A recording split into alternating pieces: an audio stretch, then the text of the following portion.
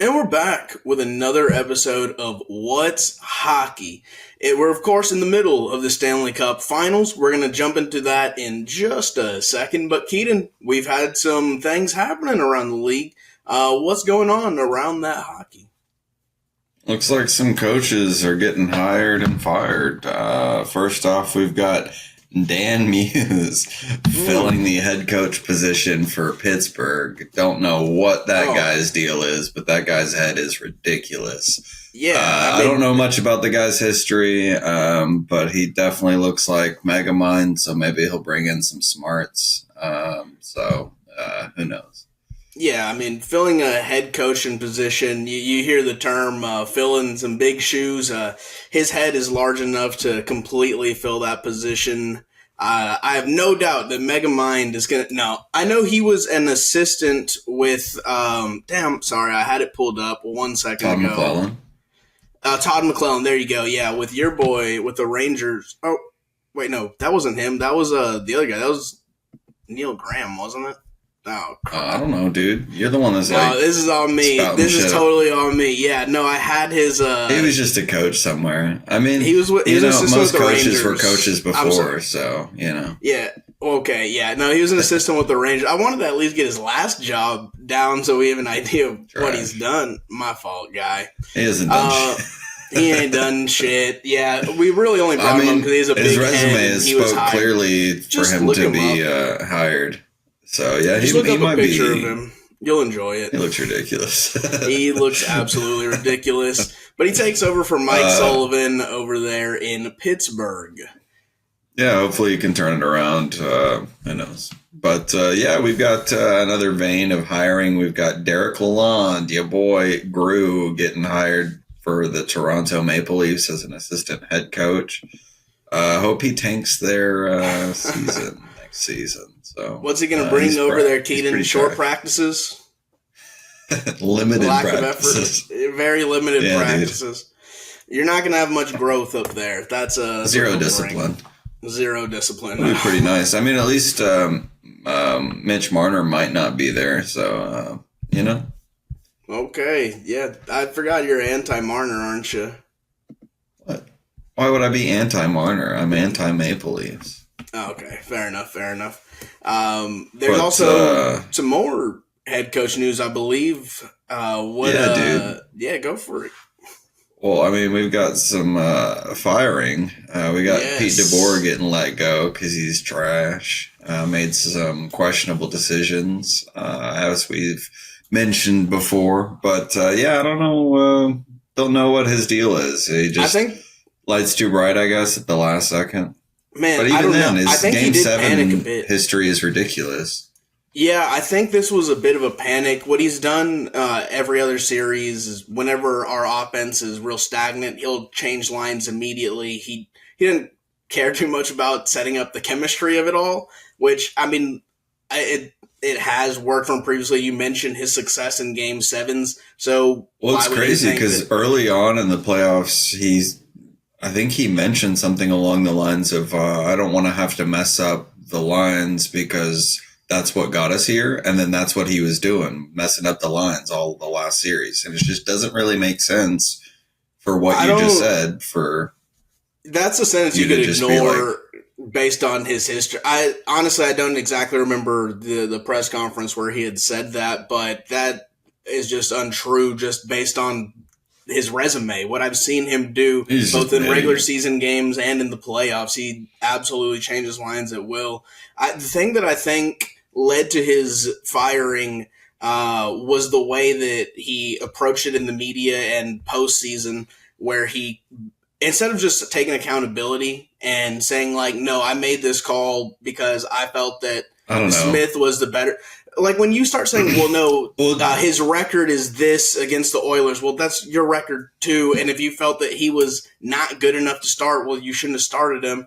And then he goes, well, the rest factor. And it's like, okay, you're naming 6 things to try to cover your decision, your ass right here. So the lack of accountability. Yeah, and I totally understand him trying to cover his ass because there's a lot of coaches that admitted their fault and got fired within the next week. So, I mean, there's a lot of different factors that come into play with that because it's like if you're going to admit fault like that, you might get fired because the owners might be like, well, I mean, this guy knows he sucks. Why can't we? I think that may stand in certain organizations, but I think with like Jim it just depends. I think Jim Neal's a GM who, if he believes he has the right man, I'm not going to defend Pete DeBoer's ridiculous attitude toward how he handled Game 5, but I think so. The decision to fire him also was after exit interviews with the players after the season, after our season had ended, and I think that Jim Neal was also giving an overwhelming number of players stating like they don't feel the trust in the coaching staff, they don't have trust in the coaching staff, or whatever. But there was just an overwhelming number of it to where Jim Neal knew the locker room was lost, and once the locker room's lost, like there's almost nothing you can do. Yeah, I mean, there's always an off season to try to work that out, but I mean, what has he been there 3+ seasons? So he's been there 3 years, long enough for now. So and I think Keaton, like I think you're right in saying like, well, if you admit the fault, you could be fired. Because I mean, but I think it was last year, the year before, when King's head coach, he's like, yeah, I made a biff, and then like a week later, he got fired. But his resume isn't what Pete DeBoer's is, so I think that well, sure, be but remedied. I mean, even still, I think that. Maybe. I just think that it showed I think the right thing for Pete to do would have been to say, like, I'm not going to address that right now. I'll have a talk with the player, and then, later on we can talk about it as we get into the offseason or whatever. But I think the way he approached it also showed a lack of leadership that I think Jim Neal was. Well, I mean, he hasn't won a Stanley Cup, right? He's always, like, been right there but never won. Yeah. Yeah. No, that's true too. So, I mean, that's another factor, I would say, because especially with the Stars being so close in the past 10+ years. I think Pete DeBoer is tactically very smart. I just think that it was the lack of leadership. I just think he just doesn't really understand what he was doing at the end, I guess. I don't know. I think he was just trying to make something happen and then just floundered. Yeah. He was he was throwing crap at the wall and hoping something stuck. And that ultimately was a part of his demise. But I do think his reaction to said mistakes ultimately led to his firing.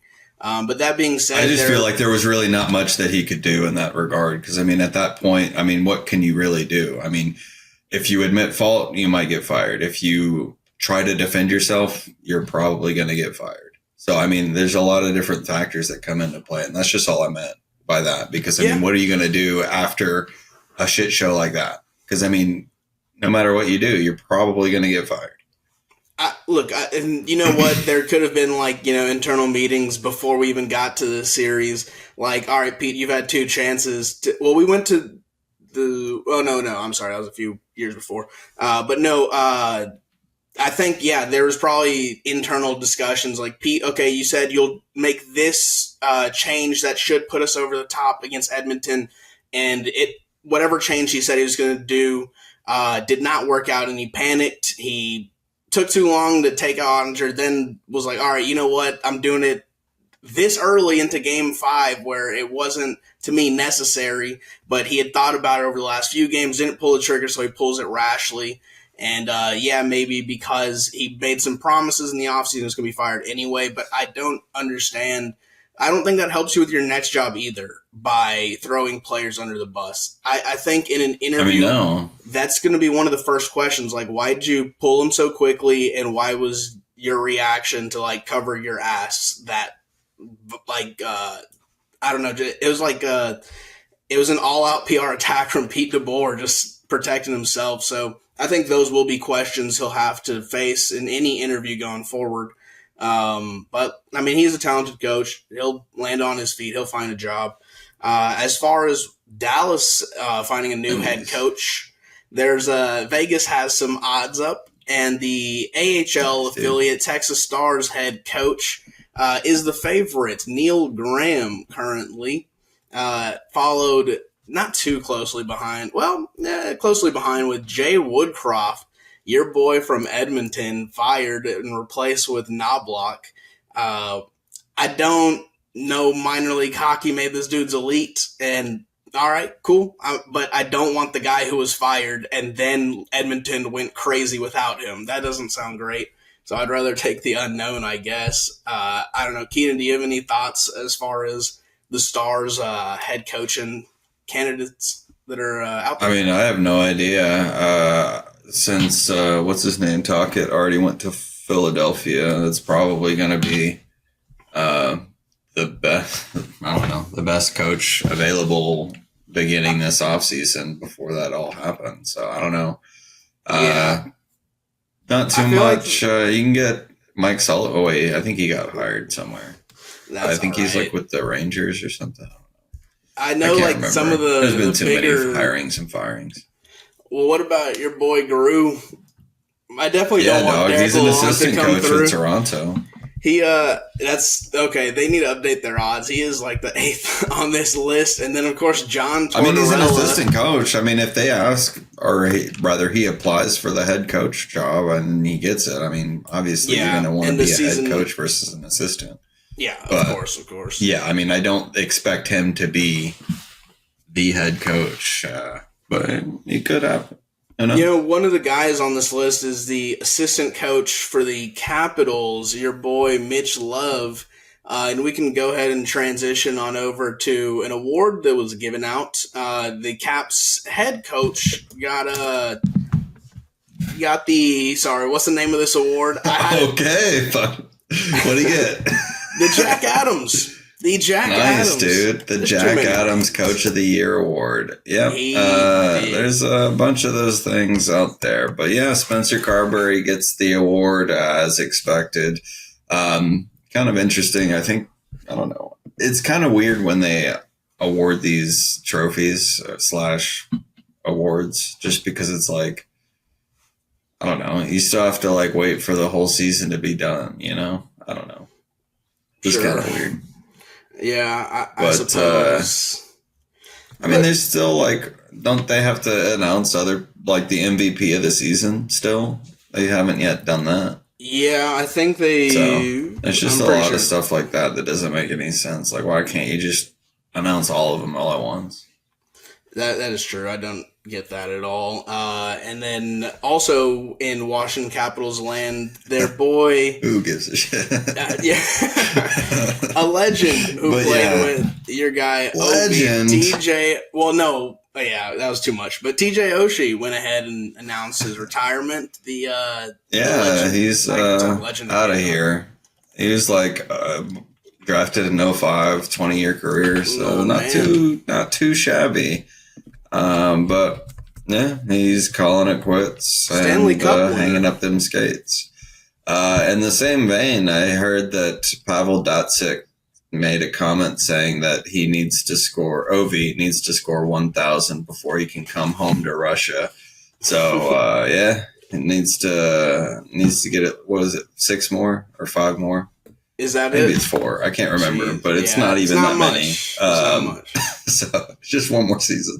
Just one more season. But yeah, you can recover from that broken leg the way he did. I'm sure he can handle one more Beasley season. Oh, it's absurd, very much absurd. Let's see, Keaton. I think that's all the headlines I know of. Am I missing something? Should we switch on over to the Stanley Cup Finals? As I know of. All right. Yeah, been quite the series because it's been neck and neck for those first 2 games, but that third game really unraveled the Oilers. Pretty ridiculous. Wow. That first game went into overtime with the Oilers taking that win. I think, what was it, 4-3 or something? I don't know. I can't remember the score. I don't have it pulled up. You got it, dog. I don't even know. They won 4-3. Nice, dude. I was right. Yes, they played some games, and with who was the game winner? Was it Leon Draisaitl from the game winner? Connor McDavid. It was Draisaitl for game 1. Yeah, from Connor McDavid. But quite the assist and quite the game. obviously went into overtime, and the second game went into double overtime, which is even crazier because we mentioned how even it should be. And coming up with the game-winning goal was Marchand. And what a series just totally obliterated the. Oh God, he scored a goal in every single game of the series, and I think he's got 4 in the series. And then Sam Bennett's crazy. He's got like 14 or 15 goals on this whole like playoff series. Yeah. And that's leading everybody. He had the shorthanded goal in game 2, right? That was Bennett? Yeah. That's I think that's when they timed it. Yeah. Dude, so ridiculous, man. Oh wait, no, I think maybe. Yeah. It was Brad Marchand that got the shorthanded goal. Okay, yeah. And then the one that sent it to OT was Corey Perry, right? Yeah, Perry got it. Yeah, because you got that chip in. I think it was like within 30 seconds or less. I think there was 17 seconds on the clock. I can't remember. Yeah, that's what it was. Something like that. Jesus, man. Crazy game. But yeah, I mean, quite the neck-and-neck series. And then we take to game 3 where the Oilers completely unraveled themselves and just had absolutely no discipline. I can't remember. There was like 140 minutes or something of penalty minutes. Oh, something crazy. Yeah, so and it was like the 4th or 5th highest in Stanley Cup history. Edmonton had 85, crazy. Florida 55. Yeah, incredible amount of penalty minutes. That's over a game. So, it started getting annoying because it's like, just end the game. Y'all aren't even in it. Quit fighting, dog. Y'all are doing way too much. Pretty ridiculous, but it definitely got vicious because there was one point where they completely dropped gloves at the line start, and the Florida just completely just toppled them. I saw like 3 Florida dudes like on top of the dude, just on ice, just pummeling the guy. I think I sent you a tweet about it. Let me pull that up. But there was one dude who was just completely cowering in the bench, dude. Yeah, Matthias Ekholm, dude, wanted no part of AJ Greer giving it to him, and he was just trying to get out of the squabble, just trying to get it back into the bench, and Greer was just trying to pull him back. Yeah, pretty ridiculous. And Ekblad hit McDavid and made him fall like a cartoon character. Absolutely embarrassing for the Oilers. That hit is probably the epitome of that entire game. Was just like, what the fuck is that?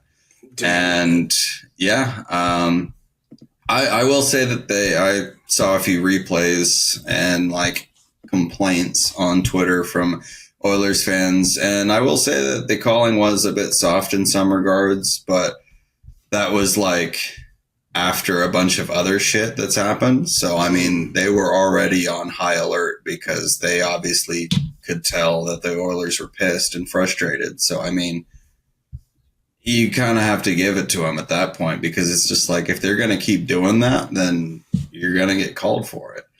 Yeah. So you can't control. And even if it refs, is a weak man. call, I mean, that is technically a call. So you're going to have to get called by it, even if you are. Because, I mean, dude, if you're acting like a spoiled little brat, you're going to get punished. Yeah. So the Oilers just, I don't know what was going on in their minds, but they just did. They were losing so bad and just frustrated and just took it out on anybody they could attempt to. They lost all discipline. Like after the Marchand goal, he like points to his helmet and he's like, not smart. Like, y'all aren't playing smart, and they continued to not play smart. Like and I don't think I've seen that from Edmonton in any playoff series. I don't know. Like, they're genuinely. That did not look like a hockey team. It goes back to last year. No, they were extremely frustrated. It looked like a high school team that was just, frustrated. I mean, for their sake, I hope they got everything out of their system and should be thanking God that it's it's a close enough series to where it's still in range. Well, and I mean, I don't think anything went so crazy as to be suspended. I don't think anybody went that far. And I mean, who knows? Maybe someone will. But Yeah, I mean, nothing was that crazy, but it just looked like they were frustrated and couldn't handle it. I don't know. I don't get it. Looked Yeah, crazy. I it know Jake was. Wallman tried to punch Marchand, and Marchand like bit his glove and like held on to it and was just like pissing people off. Clearly, Oh my so god. yeah. I think Jake Wallman on his way to the bench was like spraying water on the Panthers side and got one of the color commentators wet. I can't remember. Bush? I don't know. Uh, One of those guys. I don't But know. one of them TNT dudes. But yeah, crazy. Dude. Don't get it. Hopefully, game 4 is a lot more uh, by the book, I guess. I mean, you Sure. still want to see scrums and hits and such, but like, that just looked crazy. I don't know, man. Yeah. But I mean, again, 2-1 Total series. bitch Just face. I don't get it it. was just so against what Edmonton has done, who they are this entire Yeah, because I mean, playoffs. I know I don't think Connor McDavid or even Leon Draisaitl ever really engaged, but like that's kind of what I have expected the Oilers to be, just not really an engaged, just focused on winning, because that's Right. what McDavid and Draisaitl do, and then the other players just seem to follow along. But yeah, I don't know. Yeah. Florida just knows how to piss people off. That's for sure. Dude, bringing in the Rat. Oh, what a move. What a move by the Yeah. management there. My goodness. The Rat has been a stupendous addition. And while I've definitely liked the addition of Wallman for Edmonton, yeah, his discipline needs to be better as I mean, this he's series played continues. well. It's just I don't know what he was doing last night. So Yeah.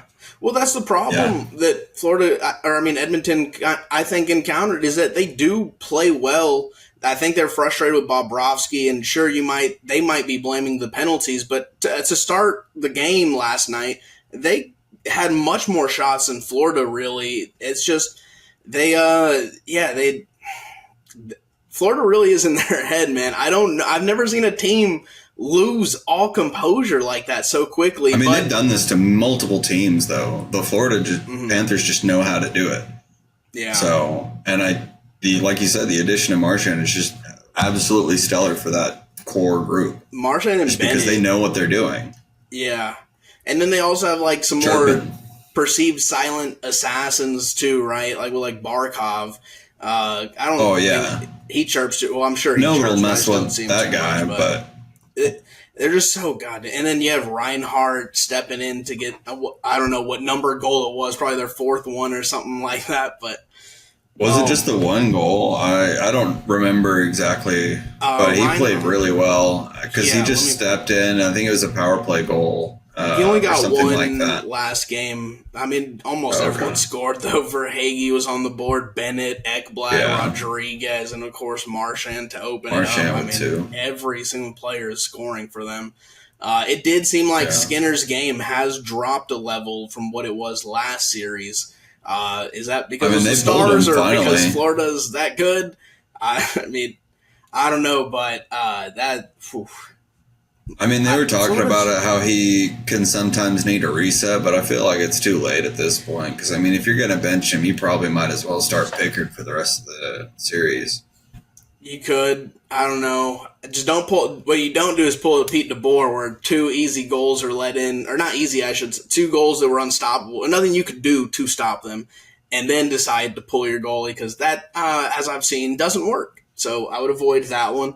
But I Have also to. do think Paul Maurice is a little smarter than to do that. I think he's a pretty He's a lot disciplined better at coach. coaching. I'll say that. His strengths work for a deep run in the playoffs. So yeah, I mean, hell, you could see Skinner not starting that next game. It's amazing to see. I think like the confidence level of Edmonton dropped so sharply in a week.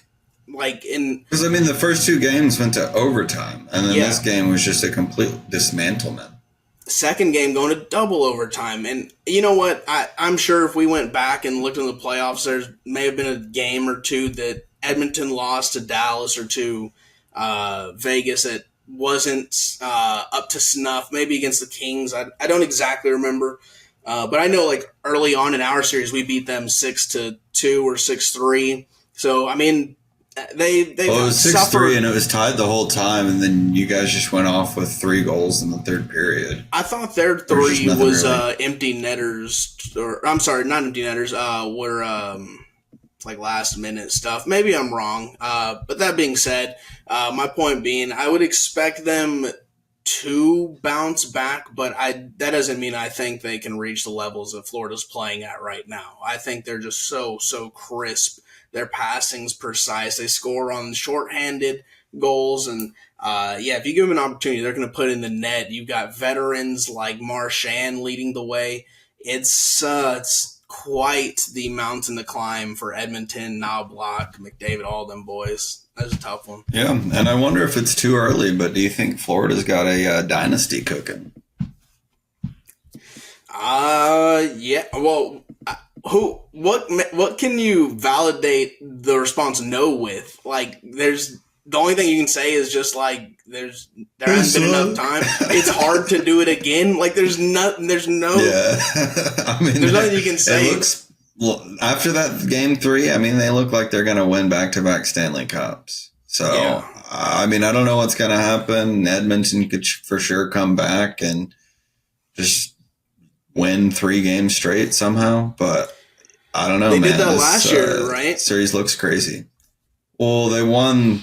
It wasn't at Florida 3, then Edmonton 3, and then they lost. Yeah, that's what I'm saying. They won 3 straight last year. Is what I'm saying. Yeah. So, I mean, but last year they didn't already have a win, so. Right. I mean, if you do it again, you win the whole thing. But right now, just that I don't have any evidence to give you a reason that Florida is not a dynasty or will not be a dynasty going forward. Maybe you could say that a lot of their veterans are getting up there in age. Could be an issue with health or whatever, but that's all speculative. You can't guarantee that. So, no, Florida. I mean, last year they had a few pieces that they like worked around and traded around and got rid of because what was it? Ekman Larson, they don't have anymore. They have a few other. Tarasenko was dropped off. So there's a lot of players that seem interchangeable, at least from the Florida Panthers organization's view, and they can just win with their core few. Because I know with Barkov and Tkachuk, they are pretty solid. Oh, absolutely. They did let us down, though, Keaton, in our pick'ems, because last week, both of us are in the spreads because we both picked them plus 1.5. And, I'm sorry. I'm wrong. We got it right. Yeah, they went to overtime. Yeah. No, we got that one right. All right, never mind. Let me scratch that out. We're just pretty good at We are pretty good. This week, Edmonton is the plus 1.5 on the road going to Florida. Keaton, do you have a pick in Thursday's game? I think Florida will still manage. I feel like the Oilers might still come back, but being in Florida, having to really kind of just suffer the consequences of what they did in the last game, I don't know. There's just a lot of stuff. Mental consequences, not necessarily the other stuff. You probably get fines and shit, But yeah. I'm taking the Panthers. Also, Edmonton's going to play the greatest game left in their season. They're going to empty the tank. They'll cover that plus 1.5, but doesn't mean they're going to win. They could absolutely still lose that game by 1. So Edmonton plus 1.5 as they empty the tank. Keaton, we also do some prize picks, and last week my play hit. Thank goodness, in the green again, and I intend to stay there as I'm going with Sergei Bobrovsky to get over 26.5 saves. Leon Draisaitl. All right, Leon Draisaitl 0.5. I'm taking the over, of course. No, I got it. And then Corey Perry over 1.5 shots on goal. That's going to green out. Guaranteed. Well, not guaranteed. Yeah. Unfortunately, since the game's on Thursday, not a whole lot of lines are available. No, but that is true. My last week's pick did not come through, as it was fairly risky with the, I guess, next level of betting odds or whatever with the Red Goblins. But yeah, we've got this new pick with Evan Bouchard getting less than 0.5 assists, so he's getting 0. And Carter Verhaeghe's getting at least 3 shots on goal with over 2.5. So we're counting that as a win. Bouchard is not getting in the scoring column, at least from the assist perspective, and we're gonna get that dub. Yeah, definitely so. So yeah, go ahead and tune into us next week as we'll recap the games played between now and then. And also you'll hear about my victory because I'm good at this shit. Keaton, is there anything that might even have a Stanley Cup winner by the end of the... That is absolutely possible, right? Is it 1 week? How many games are going to be played? Game 6 is Tuesday. Es posible. So, but yeah, we'll go ahead and update you on. Yes, 100%. Keaton, is there anything I may be forgetting? Yeah, there's a lot of stuff you forget, dog. That is true. Anything related to the podcast? Nah, we'll keep it simple. All right. Well, hey, y'all take it easy. Peace.